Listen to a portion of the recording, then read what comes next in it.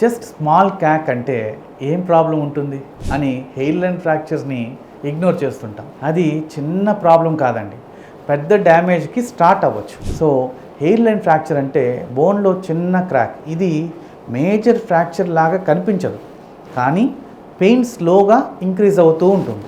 చాలామంది ఇది స్ప్రెయిన్ లేక మజిల్ పెయిన్ అనే ట్రీట్మెంట్ డిలే చేస్తారు. రిపీటెడ్గా స్ట్రెస్ చేయడం అంటే రన్నింగ్ కావచ్చు, జంపింగ్ కావచ్చు, లేదా చిన్న చిన్న ఫాల్స్ ఆర్ ఇంజరీస్ అయి ఉండొచ్చు, లేదా వాళ్ళకి విటమిన్ డి కానీ కాల్షియం డెఫిషియన్సీ ఉండొచ్చు.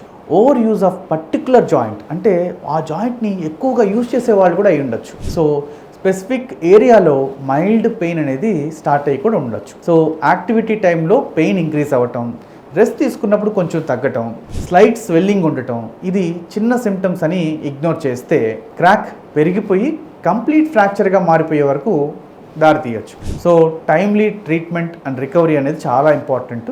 ఎర్లీగా కేర్ తీసుకుంటే పెద్ద ప్రాబ్లమ్ని అవాయిడ్ చేయొచ్చు. పెయిన్ కంటిన్యూస్గా ఉంటే మాత్రం డిలే చేయకండి. మీ ఆర్థో డాక్టర్ని కానీ కలవండి, ఆయన మీ రైట్ ట్రీట్మెంట్ చెప్తారు. నమస్తే.